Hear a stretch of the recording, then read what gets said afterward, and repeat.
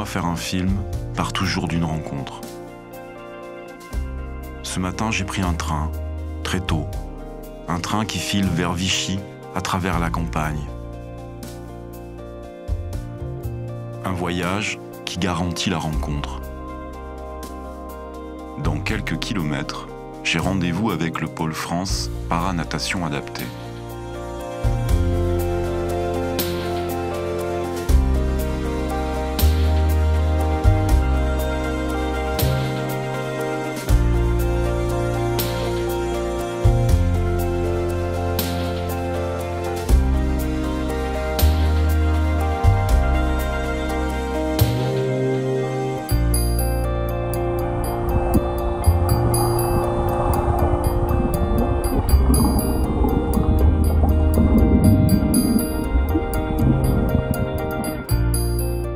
C'est à Vichy que je rejoins Mathis et Jordan qui participent à un stage de préparation.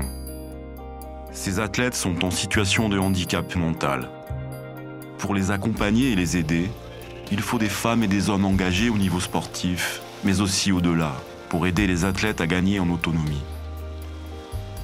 C'est pour cette raison que ces accompagnants ont un rôle essentiel.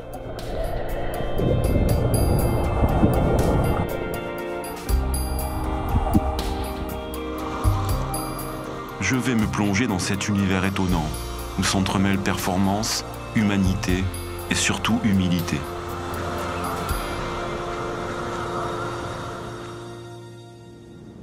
Je m'appelle Aurélie Chara, je suis responsable du pôle France Para-Natation Adaptée. Donc c'est une structure qui appartient au projet de performance fédérale de la Fédération française du sport adapté, qui donc a pour mission d'accompagner les nageurs en situation de handicap mental dans leur projet de performance.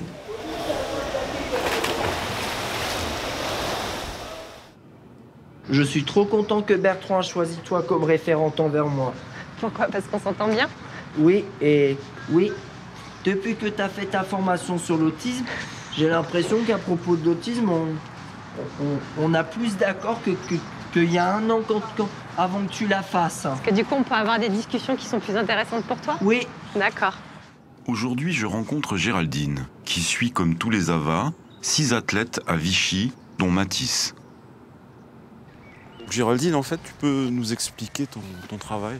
Je suis ce qu'on appelle AVA, c'est accompagnement vers l'autonomie, où je suis avec les nageurs tous les temps en dehors des entraînements pour être sûr qu'ils soient bien, en fait, qu'ils se sentent bien, qu'il n'y a rien qui les embête, pour qu'au moment de l'entraînement, au moment de la compétition, ils soient vraiment dans la performance et qu'il n'y ait rien d'autre qui vienne les parasiter.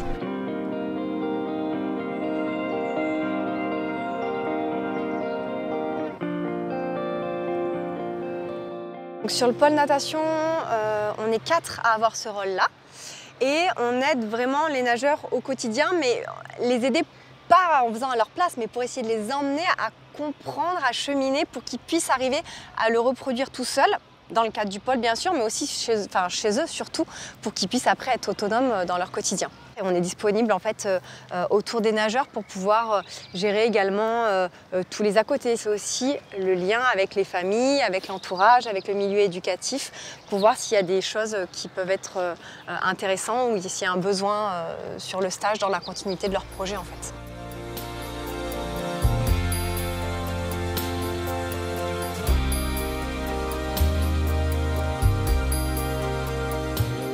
Ce que je pense également, c'est que le handicap mental, c'est vrai que c'est un handicap qui n'est pas très connu et qui fait peur. Et souvent, on se dit « Oh là là, qu'est-ce qui va se passer? Il va crier, ils vont me sauter dessus. » Alors que non, en fait, c'est pas des personnes qui sont violentes. C'est juste des personnes, à un moment donné, qui sont dans la peur, qui sont dans l'insécurité.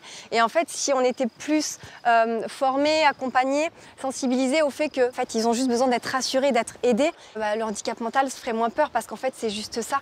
Il faut pouvoir les sécuriser, pouvoir les aider à trouver des solutions. Et il n'y a aucune violence, il n'y a aucune méchanceté dans tout ça. Et je pense que le regard d'aujourd'hui dans la société n'est pas encore tout à fait le bon.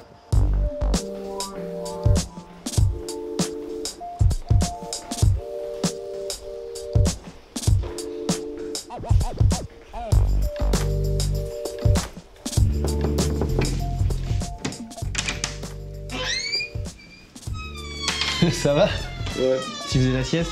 Oui. Bon. Je te réveille un peu. T'as un moment qu'on discute dehors, tous les deux? Oui, y a pas de problème.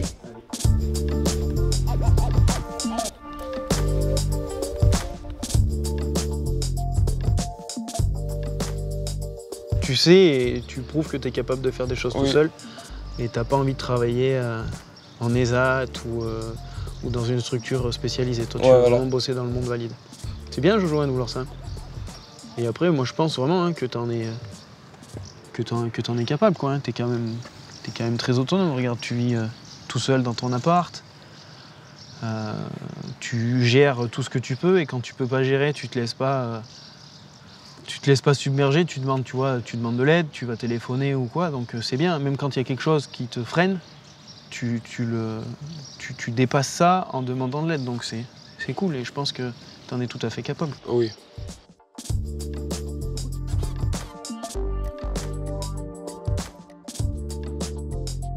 Enseignant d'activité physique adaptée pour des personnes en situation de handicap mental. Et sur ce poste-là, je suis détaché après sur le pôle France Paranatation en tant que vie quotidienne. D'accord. Le but, c'est que vraiment les sportifs ils deviennent de plus en plus autonomes. On les aide sur cette démarche-là. Donc Jordan, c'est quelqu'un qui, chez lui, a quand même une grande autonomie. Et quand il a besoin de quelque chose, il va m'appeler ou il va me poser des questions. Moi, je vais lui donner un peu les choses à faire, les démarches. Et après, il essaye de se débrouiller tout seul, quoi. Et il y arrive vraiment de mieux en mieux et c'est chouette, quoi. Ça t'apporte beaucoup, ce métier? Ça m'apporte énormément, ouais. Je pense que humainement et professionnellement, le pôle France Paranatation adaptée, c'est la plus belle expérience que moi je pourrais vivre.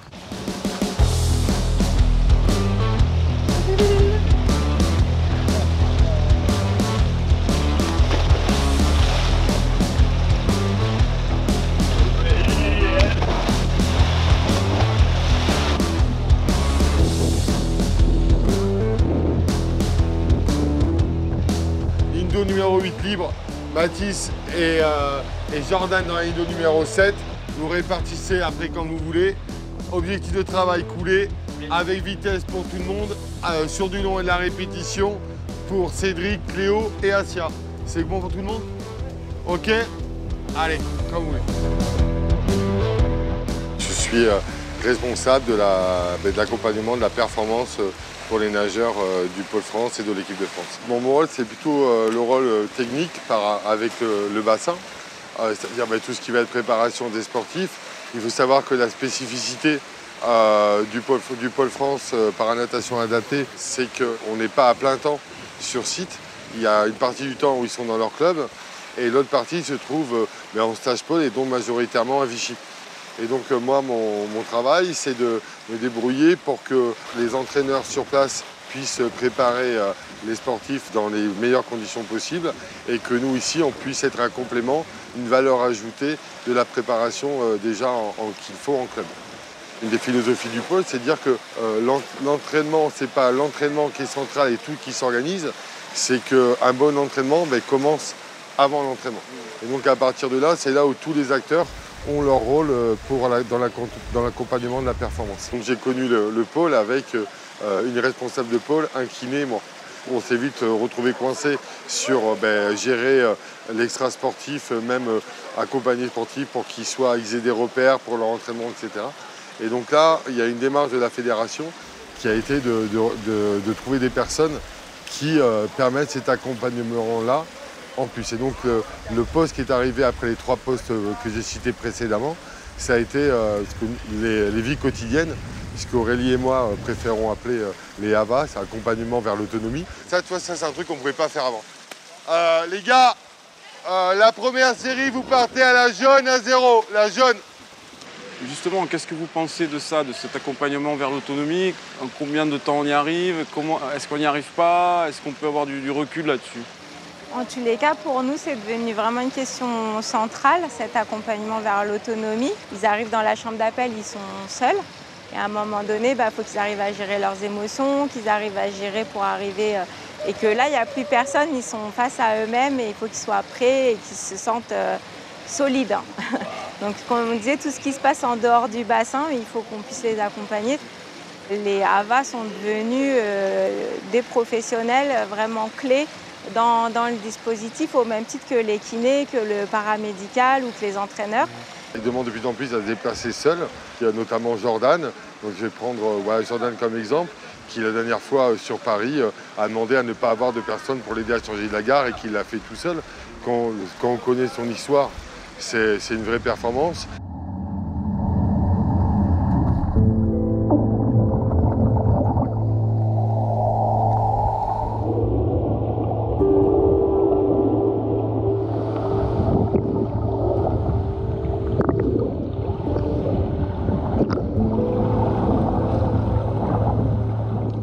Demain, il ne faudra pas oublier, il faudra que j'aille faire d'autres courses. Il faudra que j'aille faire un peu plus de ravitaillement. J'ai pas oublié. On ira après ton entraînement? Du soir ou du matin? Du matin. Nos problèmes. Donc ça fait 6 ans que tu fais ce métier. Oui. Tu peux nous raconter un petit peu ton rapport avec Mathis, par exemple? Comment ça s'est passé au début? Tu ne le connaissais pas? Non. Alors avec Mathis, je suis arrivée, il est revenu sur le pôle et moi je suis arrivée quasiment en même temps. Au début, c'était pas facile parce que Mathis, il était beaucoup plus jeune. Il arrivait beaucoup moins à gérer ses émotions. Ce qui était vraiment difficile pour lui, c'était la gestion des émotions. Donc il était souvent dans des extrêmes on n'avait pas le mode d'emploi et on ne savait pas comment faire. Et en même temps, aujourd'hui, je pense que Mathis, ça restera jusqu'à la fin de ma carrière, ce sera vraiment ma plus belle expérience professionnelle parce qu'on est arrivé à construire les choses petit à petit. Et toi, qu'est-ce que ça t'apporte personnellement, ton action? C'est riche, c'est très riche. En fait, notamment à travers Mathis, parce que c'est vrai que c'est celui avec qui j'ai eu le plus besoin de réfléchir à d'autres stratégies, à essayer de comprendre son mécanisme. Et ça m'apporte vraiment une richesse justement d'ouverture d'esprit en se disant, nous, voilà, souvent dans notre société, les choses elles sont assez carrées, c'est noir, c'est blanc, c'est oui, c'est non. Et on se rend compte que finalement, c'est pas comme ça et qu'en fait, on n'a pas raison et ils n'ont pas tort. En fait, chacun a un point de vue différent et c'est justement pouvoir essayer d'élargir sa conception des choses. Et je trouve que c'est tellement plus riche, mais dans le quotidien et ça apporte beaucoup de bonheur, je trouve, d'arriver à se dire que finalement, tout peut arriver, c'est juste qu'il ne faut pas s'enfermer, nous, dans des cases, en fait, et tout peut se faire.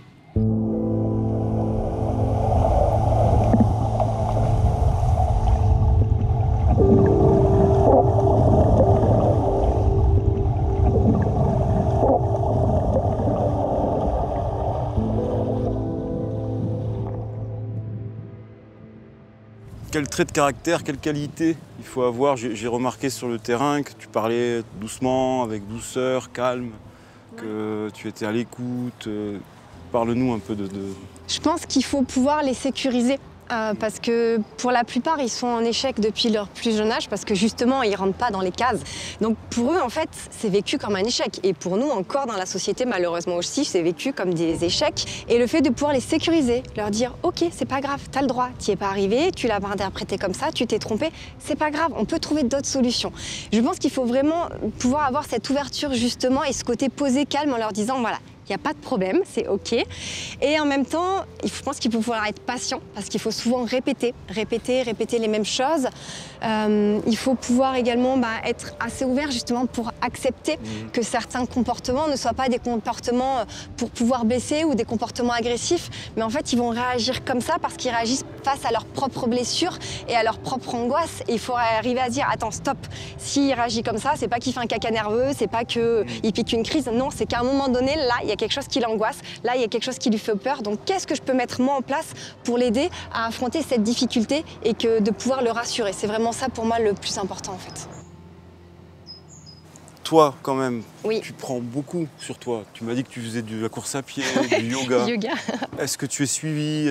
Comment ça se passe? Comment tu décharges un peu toute l'émotion que tu prends tous les jours là? Oui, c'est vrai que des fois, effectivement, on absorbe leurs émotions et ça peut des fois aussi induire chez nous certaines émotions.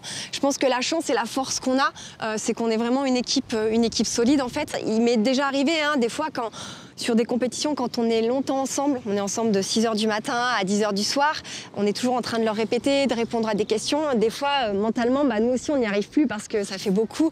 Et moi, il m'est déjà arrivé de dire « Oh, là, j'y arrive plus, je sais plus, j'ai besoin d'une heure pour moi de me mettre dans ma bulle. » Et du coup, c'est OK, l'entraîneur est OK, la coordinatrice est OK. Et à ce moment-là, il y a quelqu'un qui prend le relais, qui va prendre ma place. Et moi, je sors le temps de pouvoir remettre tout ça. Et après, c'est reparti. Et s'il y a des choses qui ne vont pas, on a aussi une psychologue qui fait partie de l'équipe avec qui on peut discuter voilà, en cas de besoin.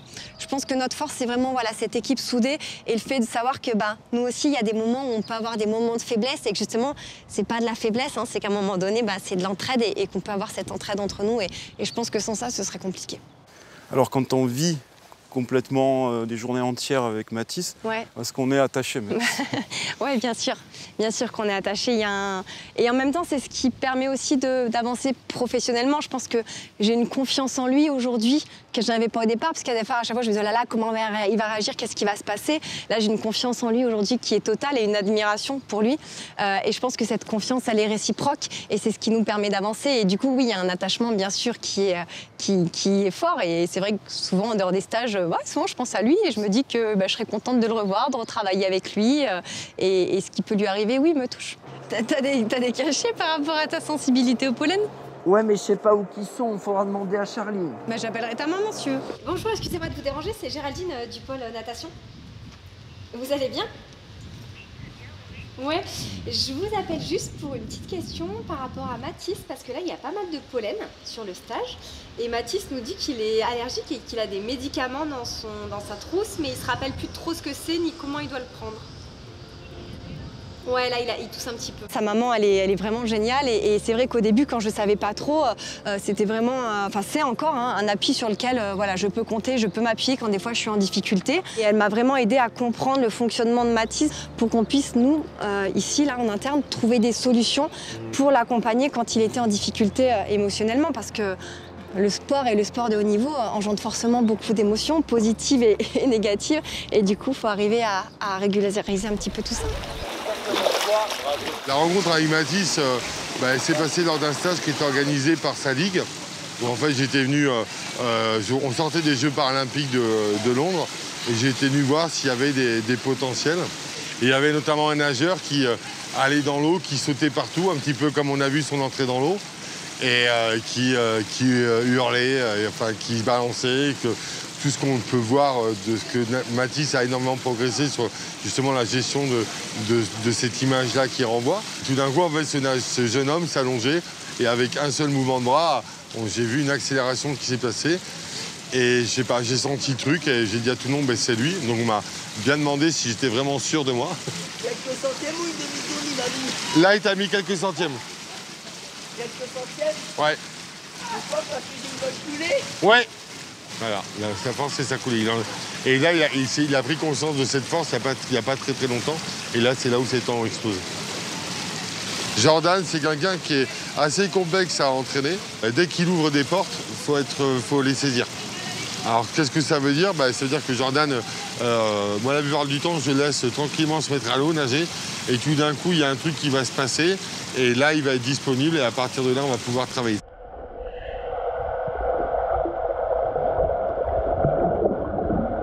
C'est quelqu'un qui est hyper sur le feeling et sur l'instant présent. Exemple très concret, lorsqu'il est rentré des championnats du monde de 2021, il est rentré chez lui, voilà, il a discuté avec son papa, etc. Puis ça s'est passé.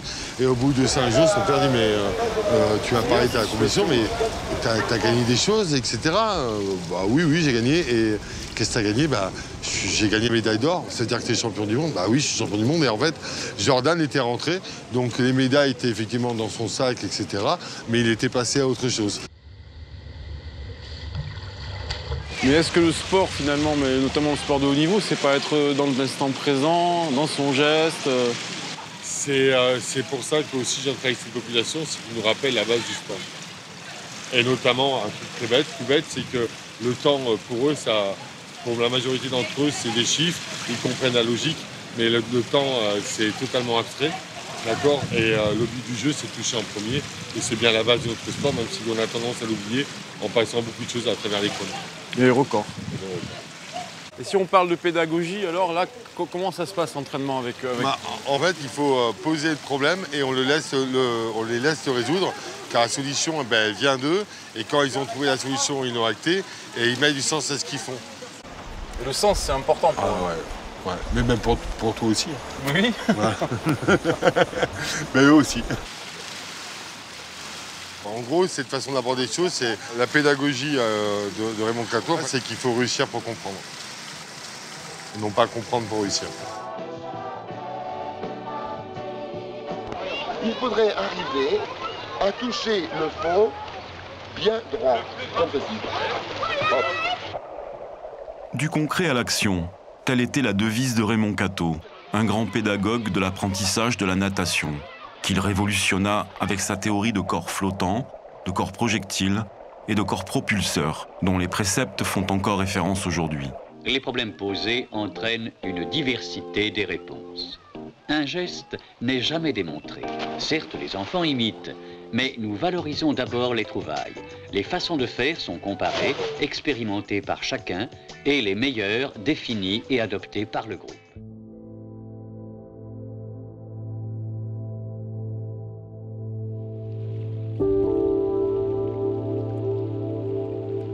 Ça a été ce matin les rotations? Oui, du coup, la diète, nickel, ils sont tous passés. On a commandé 3 pique-niques pour demain. Oui. On a pris Marie, Amaury et Cédric. Par contre, demain matin, entraînement 7 h au bord du bassin. Ça va piquer. J'ai vu. Et vendredi aussi.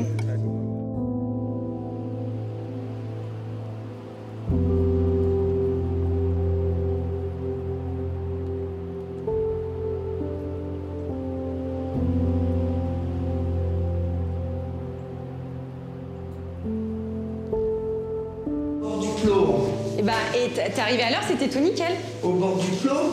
Oui.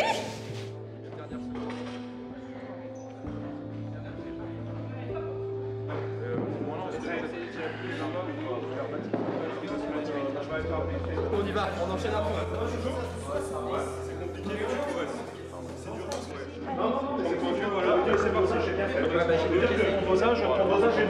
Quelle est ton intervention justement dans le sport adapté? Donc le sport adapté, j'ai 2 champs importants avec la Fédération française de sport adapté. Alors une ici avec le pôle France Natation Sport Adapté qui est en résidence entre 17 et une vingtaine de semaines par an dans l'établissement, avec lequel j'ai une mission de préparation physique et j'ai une deuxième mission toujours avec la Fédération française de sport adapté dans le cadre de la préparation aux Paralympiques avec un athlète. Le travail avec le sport adapté, je trouve, en termes déjà pédagogiques, permet de se mettre en zone de danger, puisque la spécificité, la caractéristique de ce public en déficience mentale, des fois, nous permet de nous remettre en question, en tous les cas sur les canaux de communication avec ces athlètes, puisque c'est vraiment à nous de rentrer dans leur monde et pas l'inverse. D'accord. Donc tu apprends en fait, tu as appris tous les jours quoi. Complètement, c'est vraiment une interaction à la fois avec l'athlète. Alors effectivement, nous on apporte des contenus, mais on se développe aussi également par rapport à l'intervention qu'on a avec eux. Et est-ce que tu travailles avec les gens qui l'accompagnent? Oui, bien sûr. Au sein du pôle France Natation Adaptée, il y a vraiment une vraie synergie à travers l'équipe d'encadrement. Alors bien sûr avec la CTN Aurélie qui pilote un petit peu tout ce projet, avec ses entraîneurs référents, Mathias et Bertrand bien sûr, et ensuite l'ensemble des assistants de vie. Et là, il y a une vraie synergie et une vraie cohorte de travail autour de toute cette organisation et de tous ces athlètes.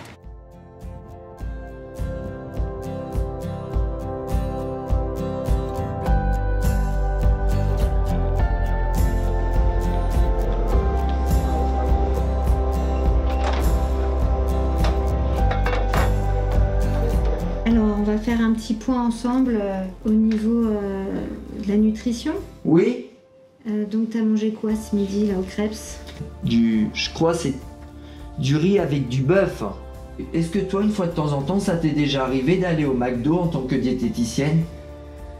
Je me souviens pas de la dernière fois.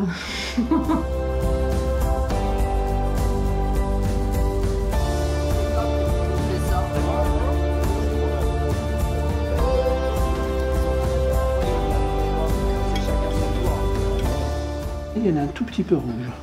Bouge-toi le nez là. Bouge-toi le nez et souffle par ton nez. Comme ça, comme ça. Tu souffles. Un coup sec. Le sport pour ces jeunes, ça représente quoi Alors, le sport pour ces jeunes, je vais vous dire une phrase une belle phrase. En fait, c'est une action thérapeutique. Le sport est pour eux comme un médicament. C'est-à-dire que ça leur permet de s'épanouir et d'exister. Et je pense que s'il n'y avait pas eu le sport, leur intégration sociale ou professionnelle pour certains aurait été plus difficile. Ça leur permet d'avoir une une meilleure adaptation à la vie sociale. Et ils sont moins doléants et beaucoup plus intégrés. J'en suis convaincu. Moi, j'ai une bonne relation avec Jordan. Et Jordan, c'est quelqu'un qui me parle, qui me touche. Et petit à petit, cette relation, en discutant, elle s'est instaurée. Puis elle a grandi, elle s'est renforcée. Et maintenant, c'est vraiment naturel. Son caractère, sa façon d'être. Jordan, c'est quelqu'un, il faut qu'il nous laisse rentrer dans son monde, dans sa bulle. Je trouve ça touchant, quoi. C'est un peu comme une reconnaissance de sa part. Donc je trouve ça vraiment chouette, quoi. Et puis c'est quelqu'un que j'ai envie d'aider, que j'apprécie énormément en tant qu'humain, que personne, et que ça me fait plaisir de l'aider, quoi. Et cet appart, là, du coup, tu es en train de le libérer? Oui, je suis en train de tout refaire à neuf. Ouais, la peinture et tout. La peinture, surtout que tout est en peinture blanc, donc c'est salissant. Ouais. Du coup, je nettoie au possible, je le repeins, je remets plusieurs couches. Il habite à quel endroit, Jordan? Il habite à Verdun, Jordan. Et Jordan, il est vraiment autonome puisqu'il vit tout seul dans son appartement. D'accord. Il est autonome dans ses déplacements. Voilà, et puis il a un projet professionnel qui commence à se mettre en place. Tu prends quand même beaucoup de charges émotionnelles. Est-ce que tu as des occasions de relâcher un peu la pression? J'ai mon échappatoire à moi. Je chasse beaucoup. J'ai la passion des chiens et je passe beaucoup de temps dans les bois, tout ça. C'est par passion des chiens, donc c'est mon échappatoire. Et après, la charge émotionnelle au niveau du boulot, c'est en compétition qu'on l'évacue. Quand il y a des performances qui sont là, ou des beaux résultats, ou quelque chose où l'émotion monte, c'est vrai qu'en compétition, c'est régulier que les larmes montent et qu'on évacue à ce moment-là, quoi. Est-ce que tu as déjà imaginé qu'un jour ça va s'arrêter? Alors, justement, Jordan, tout de suite, il est dans une période plus ou moins de doute suite à sa carrière sportive. Il commence à verbaliser le fait que peut-être il veut mettre un fin de carrière. Mais c'est vrai que jusqu'à présent, j'avais du mal à imaginer ça, puisque dès que Jojo il a un peu un coup de mou, voilà, on s'appelle, on discute et on arrive toujours à le remotiver. Après, ce qu'il ne faut pas oublier, c'est que c'est leur projet sportif dans lequel ils nous intègrent, mais c'est pas à nous de décider pour eux. Ce que je vais te dire, ça va te faire rire, mais tu te trouves moins motivé parce que c'est l'été et que tu as envie de profiter de tes amis, tout ça? Non, pas forcément. Non, vraiment, c'est un tout. Aujourd'hui se déroulent les Global Games, la compétition de référence internationale réservée au sport adapté. En effet, très peu de disciplines du sport adapté sont présentes aux Jeux paralympiques. Et les Global Games demeurent le rendez-vous incontournable.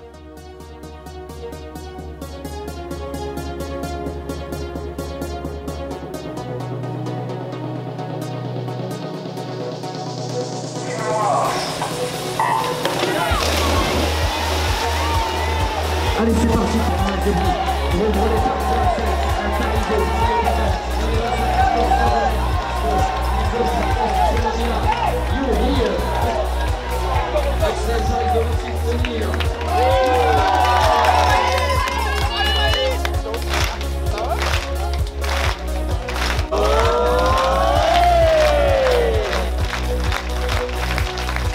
l'équipe de France.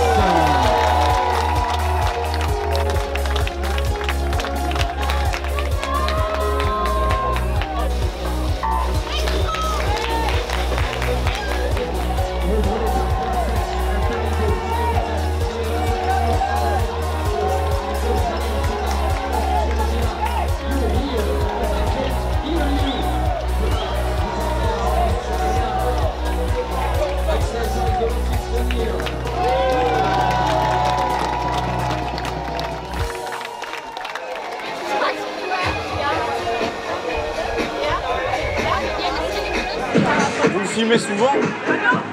Toutes les courses. C'est vrai? Et après, qu'est-ce que vous faites avec les images? Je les mets sur mon disque dur et Mathis les visionne après. Et il étudie tout. Nous sommes à Vichy, au Global Game. Oui. C'est un peu un grand jour. pour Mathis et pour vous, Mathis, votre fils. Vous pouvez nous dire un petit peu ce que vous ressentez aujourd'hui? Alors pour nous, aujourd'hui, c'est pas un jour particulier. C'est juste, on dirait, la cerise sur le gâteau. Nous, on est fiers de Mathis tous les jours. Peu importe la compétition qu'il va faire ou ce qu'il va réaliser dans la vie, au quotidien, on est fiers de lui. Donc aujourd'hui, évidemment, c'est un grand jour. On est fiers parce qu'on le voit heureux. Sur l'autre relais, il va peut-être avoir plus, parce qu'il va avoir moins de pays. C'est quoi l'autre relais? Ça va être les P21, enfin la II2, et après, je pense qu'il va avoir les I3. La I3, il doit avoir 2 pays. C'est un peu plus facile. Donc Bertrand, c'est son entraîneur, oui. C'est quelqu'un qui l'accompagne. Oui. C'est comme Géraldine. Voilà. Qu'est-ce que vous pouvez dire sur ces personnes-là, sur leur fonction d'accompagnement? Mathis a une relation très fusionnelle avec Bertrand. Je pense que dans le sport adapté, c'est très important, cette fusion qu'ils peuvent avoir. Géraldine est arrivée un peu plus tard comme accompagnante, puisque dans le début de l'aventure, il n'y avait pas de vie quotidienne. Donc j'accompagnais Mathis sur tous les regroupements. D'accord. Bah c'est bien, ça vous fait faire des petits voyages à chaque fois, les compétitions, c'est pas au même endroit? Non, là, on va dire que c'est une compétition qui ne nous coûte pas trop cher. C'est quand même déplacé sur l'Équateur, le Mexique, l'Australie, l'Italie. Donc, grâce à Mathis, on fait quand même des belles découvertes. Hein. On visite des pays qu'on n'aurait jamais visités, hein, je pense, grâce à lui. C'est lui qui nous offre aussi cette chance-là. Et là, aujourd'hui? Et là, aujourd'hui, on va dire que ma vie a changé. Géraldine est arrivée. Elle accompagne Mathis depuis plusieurs années. Nous, on a totalement confiance en Géraldine. On a aussi une relation particulière avec elle. Ça se passe très très bien et nous sommes très heureux que dans le sport adapté, maintenant, il y a des accompagnants. C'est essentiel pour les sportifs. Oui, il est très lié à Géraldine. Géraldine est vraiment son point de repère. Mathis a beaucoup évolué parce que maintenant, quand Géraldine n'est pas là, il est capable d'être accompagné par quelqu'un d'autre. Donc ça, c'est très bien. Mais Géraldine est le repère. Comme ça, je termine normalement pour d'autres projets. D'accord. Et tu feras un pot de départ? Bien sûr. Tu m'inviteras? Oui. Et tu voudras qu'on mette de la musique? Non. Pas de musique? Non. Il y aura des bonbons? Oui. Il y aura des boissons? Oui, on n'aura qu'à aller acheter tout ça. Il y aura de l'alcool? Non.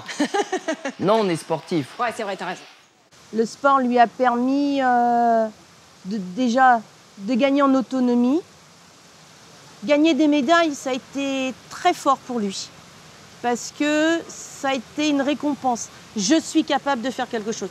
Je suis capable de réussir. Il a eu son permis. Toutes ces choses-là, c'est très important. Je suis capable de faire comme les autres. Et ça, c'est important pour lui.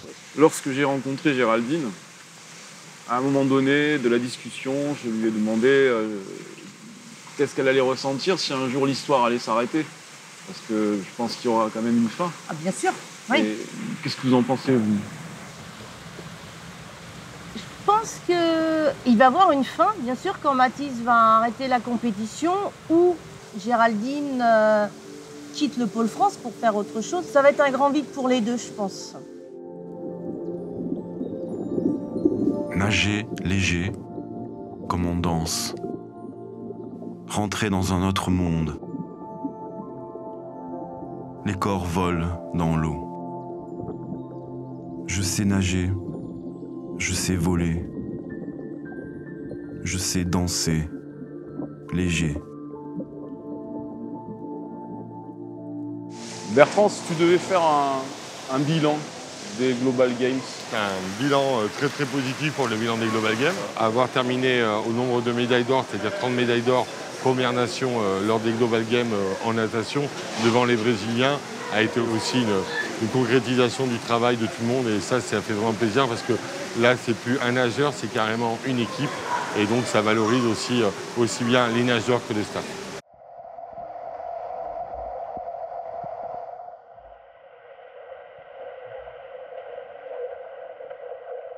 Le pôle natation organise régulièrement des réunions de coordination sur les projets des nageurs, avec les clubs pôles labellisés, les structures médico-sociales et les pôles d'entraînement régionaux. L'objectif de Jordan cette saison était les Global Games. Ce qui était prévu, c'était lors de ces Global Games, il devait réaliser des temps qui lui permettaient d'entrevoir ou non une suite paralympique. Les temps qu'a fait Jordan dans les épreuves paralympiques, donc lui c'était le 200 mètres nage libre, lui permettent pas de continuer l'aventure paralympique. Donc là on avait rapidement discuté avec Jordan comme quoi le projet paralympique 2024 était mis de côté. Pour autant, s'il est dans ce projet-là, Jordan reste un élément important des relais. Naturellement, tout ça, c'est, comme on l'a toujours dit, le chef du projet, de son projet, c'est Jordan. Donc voilà, nous, dans cette situation-là, voilà ce qu'on peut proposer à Jordan, sous condition qu'il soit dans le même projet que nous. Sinon, s'il a un autre projet qui n'est pas paralympique, on suivra Jordan dans cette voie. C'est toi l'acteur principal et nous on t'accompagnera, on cherchera des solutions avec toi. Il faut qu'on voit ce que toi t'en penses de ce bilan sportif suite aux Global Games. Tu vois ce que donc toi voilà où t'en es là aujourd'hui. De quoi t'as envie? De quoi t'as envie au niveau sportif. Il n'y a pas de. Il n'y a pas de piège. Tout à l'heure on a discuté ensemble. Tu dis voilà vraiment il n'y a pas de souci Jordan. Vas-y, dis ce que tu penses. Bah, d'un côté, je vais beaucoup réfléchir par un temps. Parce que d'un côté, j'ai plus la motivation à nager. Mon dernier, des fois, je me force, parce que voilà. Mais j'ai dit, mon dernier, il faut que je le dise, c'est tout, parce que à un moment donné, je vais pas continuer à me forcer à nager pour le plaisir. Mais après, c'est un exemple, je viens de faire une carrière, je continuerai toujours à nager avec les FFN, faire les régionaux et continuer le sport, quoi. Mais tu veux continuer le sport, mais pas un projet de haut niveau qui te demande de t'entraîner beaucoup. C'est trop contraignant, ça devient trop contraignant pour toi. Ok. Donc en gros, tu nous demandes d'être en fin de carrière. Oui. Ok. Donc une compétition championnat d'Europe, c'est plus du tout une motivation pour toi. Non. Et du coup, c'est quoi tes nouvelles motivations? Voir un travail, voir une vie et le permis qui est en place. Voilà. Ça veut dire quoi, avoir une vie? Une vie, genre un jour avoir quelqu'un dans ma vie, peut-être des enfants, je sais pas. D'accord. On ne peut pas deviner. Hein. Okay. Et avoir un permis, puis avoir un job. D'avoir plus de temps autre que nager. C'était trop contraignant. Oui. Après nager, je reste toujours en club, en natation. Mais je ferai plus les grosses compétitions internationales. D'accord. Par rapport à la vidéo qu'on a fait tout à l'heure, comment toi tu te sens? Qu'est-ce que tu en as compris? Qu'est-ce qu'il en ressort pour toi? Je me sens bien. T'es soulagé? Ouais. D'avoir pu exprimer ton souhait? Oui.